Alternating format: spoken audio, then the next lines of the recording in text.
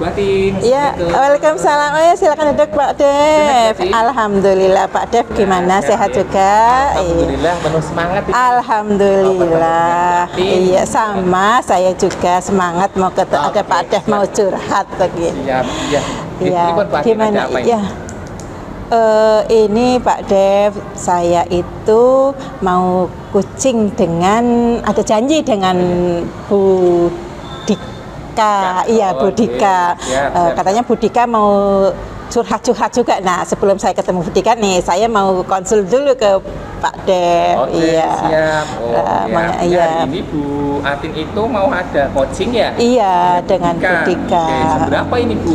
Ya, mungkin Bu Dika saat ini masih di kelas ya. Nanti kebetulan saya kosong, Bu Dika selesai, ya kami ada janjian Bu Dika mau curhat begitu. Oke. Berarti hari ini itu Bu Atin mau mengadakan sesi coaching. Iya, dengan Bu Dika. Nah, Bu Atin karena mau coaching sudah mengerti kan apa namanya prinsip dari coaching itu sendiri nggih? Iya, prinsip coaching iya yang ada 3 itu ya Pak ya. Tiga. Kemitraan diantaranya, terus proses kreatif ya, kemudian memaksimalkan potensi ya Pak, itu prinsip itu. Berarti sampun memahami nggih. Nah, sekarang kalau kompetensinya Bu Atin kan ada 3 Iya. Bagian mana nih yang ingin saya bantu untuk mengembangkan kompetensi Bu Atin? Bagian itu mendengar aktif dan untuk bisa memberikan pertanyaan berbobot, itu 2 kompetensi itu yang ingin saya kembangkan biar saya menguasai benar. Artinya yang ingin dikembangkan, yang ingin dibantu dikembangkan adalah 2 dari 3 itu nggih. Iya, betul. Mendengarkan dengan aktif dan memberikan pertanyaan berbobot untuk pertanyaan berbobot. Nah, Bu Atin, indikator dari tujuan pengembangan yang diinginkan itu seperti apa nih? Ya, saya mungkin merasa berkembang seandainya saya bisa aktif ikut, kemudian bisa memberikan pertanyaan-pertanyaan yang memungkinkan Bu Dika itu bisa menggali potensi yang ada pada diri Bu Dika. Siap, nggih. Berarti ini nanti ketika sesi coachingnya ini ada rubrik penilaiannya Pak Atin. Oh iya, berarti ini yang harus dilakukan saya ya ke Bu Dika ya, termasuk memancing pertanyaan-pertanyaan yang biar Bu Dika bisa menggali potensi ya. Oh iya Pak, siap. Dapat dipahami Bu Atin? Oh iya, bisa diterima. Oke. Ada lagi yang Bu Atin yang ingin disampaikan Bu Atin? Sementara itu iya, nanti kalau ada hal-hal yang kurang saya pahami atau mungkin saya ada kurang yakin, nanti saya akan konsul lagi ke Pak Dev. Pak Atin, nanti ketika sesi coachingnya akan segera dimulai kabari saya ya. Siap. Oke, siap. Itu saja Bu Atin. Makasih ya Pak Dev ya sudah bersedia memberi. Waalaikumsalam, monggo Pak Dev. Pagi Bu Dika, iya, gimana sehat pagi ini? Alhamdulillah. Terima kasih Bu Atin sudah menyempatkan waktunya. Hari ini saya ingin cerita cukup banyak lah sama Oke, sebentar ya, saya hubungi Pak Devita dulu untuk kita bisa sharing bertiga. Assalamualaikum Pak Devita. Ini Bu Dika sudah ada di ruangan. Jenengan bisa ke ruangan nggih? Ditunggu.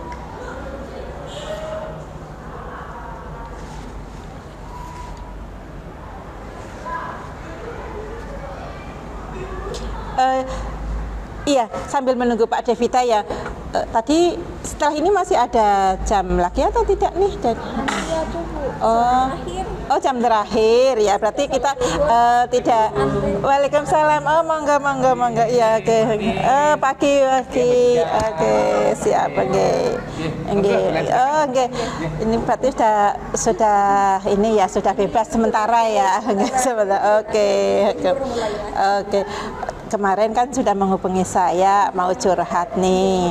Apa nih yang mau dicurhatin ke saya? Kemarin terkait setelah sama-sama menjadi panitia PLS, kaget anak-anak saya ternyata yang baru maksudnya. Kelas 7. Ketika saya mintai untuk menuliskan biodata mereka, masih kesusahan menuliskan biodata mereka sendiri. Kemudian akhirnya saya berinisiatif, aduh kok nulis aja susah, coba tak minta membaca buku. Kok malah sama, masih Tidak. meja itu loh Bu. Oh iya, jadi SMP kayak gitu di usianya yang seperti masih membaca di meja, nulisnya maksimal.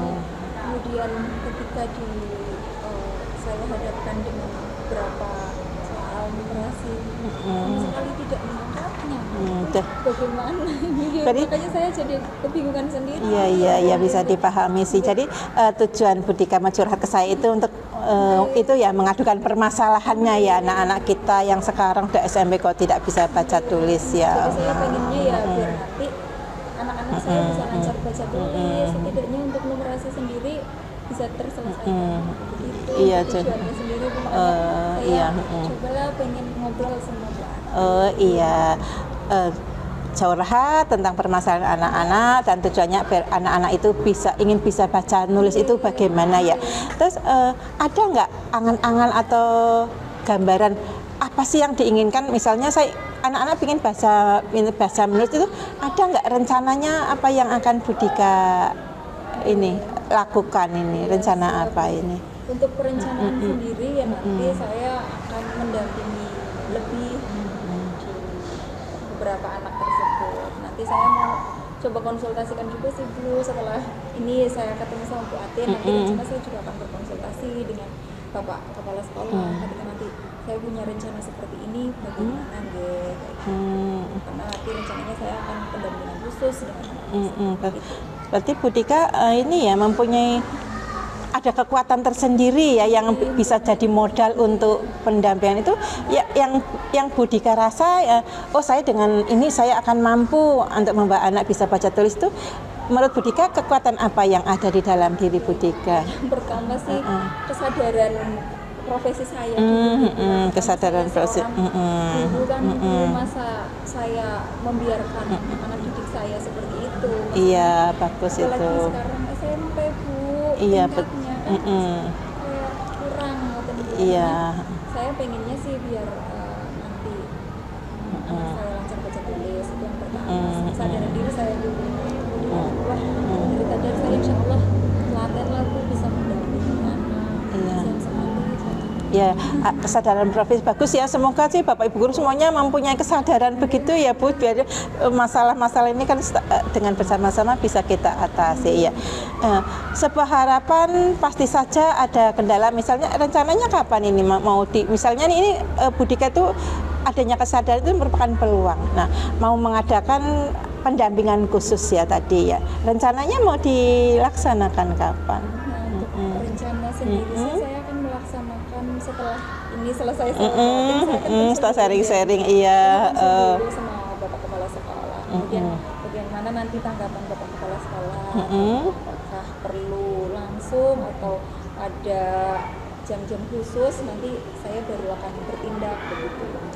Gitu. Karena menurut saya ini butuh waktu lama Bu, tidak mungkin cukup 1 minggu kan Bu memahamkan anak ini sudah dari awal, dari mengenal alfabet. Betul, iya betul, baru bisa mengenal alfabet dulu, iya, itu pasti butuh waktu lama dan perlu ya ada waktu lama, tentunya kan ada targetnya ya, berapa bulan, berapa tahun, berapa minggu ya, terus ada target ya Bu. Sudah ada persetujuan dan bagaimana sih menurut Bapak KS, pandangan Bapak KS terkait masalah yang seperti ini, saya punya target 1 bulan harus bisa. Iya. Kan saya lihat langsung kan Bu, anak tersebut kan masih yang B, A, B. Iya, kelas 1 SD nggih Bu. Iya. Tapi ada beberapa juga yang benar-benar alfabet itu Z itu nggak paham hafal, iya. Seperti apa. Nah, jadi nanti saya akan membedakan, mengelompokkan dulu anak-anak yang sudah paham alfabet, oke mungkin 3 minggu saja cukup. Tapi untuk yang belum mengenal alfabet sama sekali, saya targetkan 1 bulan karena saya drill alfabetnya. Cita-cita yang mulia, semangat muda yang tinggi. Nah, seandainya ada kendala ini bagaimana Bu mengatasi atau mencari solusi dari kendala yang dihadapi Bu Dika ini. Kalau ngomong-ngomong kendala kan, kendala itu biasanya juga tidak serta-merta datangnya dari luar, bisa juga dari dalam. Kalau toh nantinya kok kendalanya itu malah datangnya dari si siswa, ya saya akan ayo support terus, kayak gitu. Saya akan meminta orang tuanya juga untuk support karena waktu lebih banyak di rumahku dibanding dengan saya di sekolah kan. Nah tapi nanti ketika kendala itu munculnya dari luar, mungkin saya juga kemarin setelah sama-sama tahu teman sekelasnya sudah mulai ada yang mengolok-olok, apalagi anak-anak seusia segitu pasti diceng-cengin. Saya butuh bantuan sih nanti, saya akan berkolaborasi dengan guru BK juga. Guru BK, memecahkan solusinya yaitu tadi termasuk saya berkolaborasi, saya akan cobalah ayo sama-sama dipahami. Ini teman kamu bukan untuk diolok-olok tapi dibantu, bukan malah harusnya barangkali bisa lebih dekat. Nanti akhirnya pendekatan dengan tutor teman sebaya kan biasanya lebih cepat nangkep. Betul, teman sebaya itu juga kadang bisa membantu ya, malah mungkin anak lebih nyaman mungkin ya belajar bersama dengan teman sebaya atau tutor sebaya itu. Ini rencana yang bagus dan perlu segera eksekusi nih. Komitmennya gimana dengan rencana Bu Dika sendiri? Komitmennya sendiri ya Bu, saya sih tadi karena itu rencana makanya saya bisa berubah. Pertanyaan Ibu, ya udah rencanakan begitu saja, terserah saya. Iya, nanti pelaksanaannya.